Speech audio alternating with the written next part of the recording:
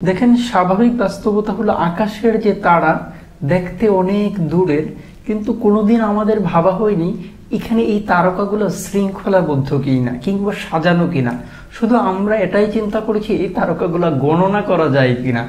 আইনের তত ধারা, আকাশের যত তারা, এই প্রবাদগুলো আমরা পড়েছি। তার মানে প্রশ্ন হলো, আমি এই তারকা সম্বলিত ইংরেজিগুলো কিভাবে মনে রাখবো, এটা হলো আমার মূলত। এখানে লিখেছি star, asteroid, asterisk, astern, disaster, disastrous. তার মানে চিন্তা করে দেখেন, স্টার মানে হলো, আমি বলেছি স্টার থাকলেই মূলত স্টার অর্থ দিবে, যে স্টার অর্থ আপনি তারকা পড়েছেন। এখন কথা হলো অ্যাস্টেরয়েড মানে কি, প্রশ্ন হলো এটা। দেখেন, স্টার থাকলে আমরা ধরেই নিচ্ছি স্টার অর্থ দেবে। এখন ও আইডি, এই সাফিক্স কিংবা শব্দে এই অংশটি বর্ধিত যোগ হওয়া এখন আমাদের বিড়ম্বনা, এটার আমরা অর্থ করতে পারবো কিনা।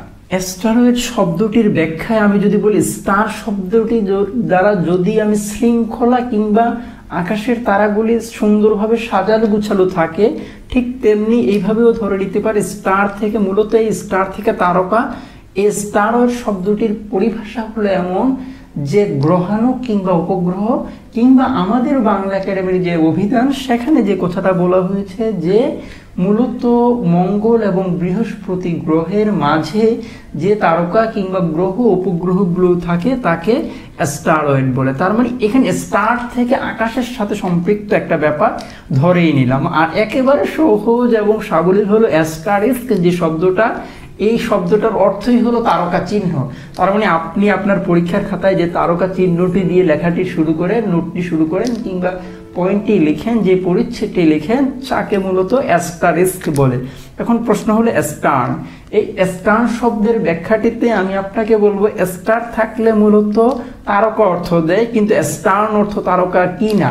প্রশ্ন হলো স্টার্ন নামে, উত্তর হলো স্টার্ন নামে একটা সুন্দর চমৎকার ফুল আছে, এটাকে স্টার্ন বলে। আরেকটা অর্থ দেয় মূলত নোঙর ফেলার জন্য জাহাজের যেই পিছনের যে নোঙরটা, এই নোঙরটা স্বাভাবিকভাবে তারকার মতো খুব সুন্দর, অনেকগুলি পার্ট থাকে। তার মানে এখান থেকে স্টার্ন দ্বারা নোঙরকে কিংবা জাহাজের একটি অংশকে বোঝায়। প্রশ্ন হলো, স্টার থাকলে, বলেছি স্টার থাকলে সাধারণত স্টার অর্থতে তারকা অর্থ দেয়। স্বাভাবিকভাবে আমি বলেছি তারকাগুলো গণনা করা যায় না কিংবা আমরা গণনা করে দেখতে পারিনি, কিন্তু আমরা এতটুকু নিশ্চয়তা দিতে পারি যে এগুলো খুব সুন্দর সাজানো থাকে কিংবা আকাশে প্রতিদিন ওঠে কিংবা প্রায়ই দেখা যায়।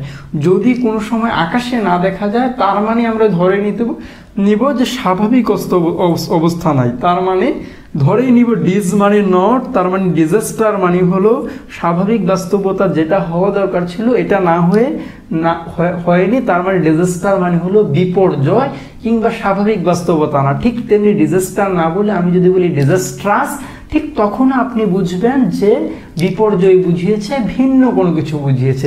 তার মানে disaster, disastrous, stern, asterisk, asteroid, star, যাই বলুক না কেন, এই স্টার রুট ধরে কিংবা বাংলা ব্যাকরণের স্টার থেকে ধাতু ধরে কিংবা আরবি ব্যাকরণের এই মাদ্দা ধরে আপনি যদি আগান, তাহলে এখানের এই শব্দগুলি অনায়াসে এবং স্বাভাবিক বাস্তবতায় আপনার মনে, হৃদয়ে গেঁথে যাবে বলে আমার বিশ্বাস। আসসালামু আলাইকুম।